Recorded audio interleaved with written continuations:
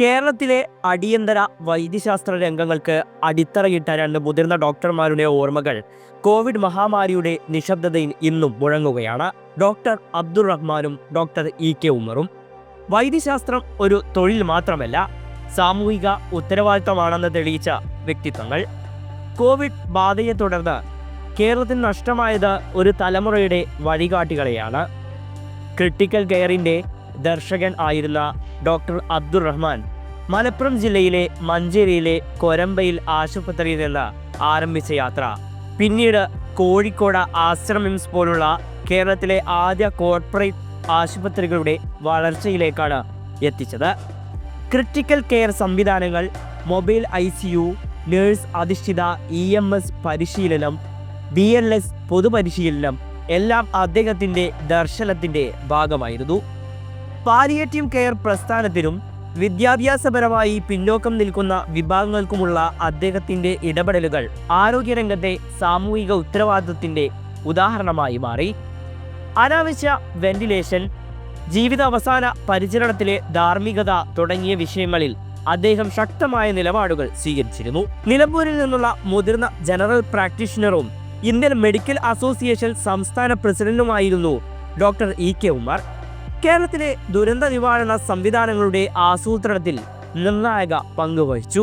IMAയുടെ ദുരന്ത നിവാരണ സെല്ലിലൂടെയും Angeles network പോലുള്ള അടിയന്തര ലൈഫ് സപ്പോർട്ട് സംവിധാനങ്ങളിലൂടെയും ജില്ലാതല ആംബുലൻസ് ശൃംഖല ശക്തിപ്പെടുത്തുന്നതിൽ അദ്ദേഹം നേതൃത്വം നൽകി. സഹപ്രവർത്തകർക്ക് ഒരു നേതാവും സുഹൃത്തുമായിരുന്ന ഉമ്മർ മനുഷ്യബന്ധങ്ങൾക്ക് നൽകിയ പ്രാധാന്യത്തിലൂടെയാണ് പലരുടെയും മനസ്സിൽ പതിയത്.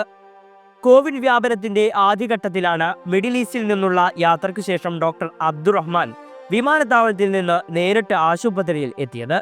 എനിക്ക് കോവിഡ് ഉണ്ടാകാമെന്ന് തോന്നുന്നു എന്ന അദ്ദേഹത്തിന്റെ വാക്കുകൾ പിന്നീട് യാഥാർത്ഥ്യമായി. ആയിരങ്ങളെ മരണത്തിൽ നിന്ന് രക്ഷിച്ച ആ കൈകൾ സ്വന്തം മരണം മുന്നിൽ കണ്ട് ഒരു സ്യൂട്ട് കേസുമായി ആശുപത്രിയിലേക്ക് നടന്നു കയറുകയായിരുന്നു.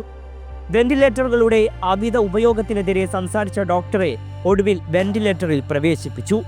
കുറച്ച് ദിവസങ്ങൾക്കകം അദ്ദേഹം മരണത്തിന് കീഴടങ്ങി. ഇതേ ദുരന്തം രണ്ടാം തരംഗത്തിന്റെ തുടക്കത്തിൽ ഡോക്ടർ ഇ.കെ. ഉമ്മറിനെയും തേടിയെത്തി. യാത്ര കഴിഞ്ഞ് മടങ്ങിയെത്തിയ അദ്ദേഹം കോവിഡ് ലക്ഷണങ്ങളോടെ ആശുപത്രിയിലെത്തി. മണിക്കൂറുകൾക്കകം ICUവിലേക്ക് മാറ്റി, പിന്നീട് വെന്റിലേറ്ററിലേക്കും. ചികിത്സക്കിടയിൽ അദ്ദേഹം മരിച്ചു. കോവിഡ് രണ്ടാം തരംഗത്തിന്റെ അവസാന ഘട്ടത്തിലാണ് മോണോക്ലോണൽ ആന്റിബോഡി ചികിത്സ ലഭ്യമായത്. ഈ ചികിത്സയിലൂടെ നൂറുകണക്കിന് ഗുരുതര രോഗികളെ രക്ഷിക്കാനായതായി ഡോക്ടർമാർ പറയുന്നു. ഈ മരുന്ന് ഏതാനും മാസങ്ങൾ മുമ്പേ ലഭ്യമായിരുന്നെങ്കിൽ ഡോക്ടർ റഹ്മാനും ഡോക്ടർ ഉമ്മറും ഇന്ന് ജീവിച്ചിരുന്നേനെ എന്ന ചിന്ത ആരോഗ്യരംഗത്ത് ഇന്നും നിലനിൽക്കുന്നു. അവർ ഇനിയില്ലെങ്കിലും അവർ സൃഷ്ടിച്ച സംവിധാനങ്ങൾ ഇന്നും ജീവിക്കുന്നുണ്ട്. ക്രിട്ടിക്കൽ കെയർ യൂണിറ്റുകൾ, ആംബുലൻസ് നെറ്റ്വർക്കുകൾ, അടിയന്തര പരിശീലന കേന്ദ്രങ്ങൾ, അവയിലൂടെ രക്ഷിക്കപ്പെടുന്ന ഓരോ ജീവനും അവരുടെ പാരമ്പര്യത്തിന്റെ ഭാഗമാണ്.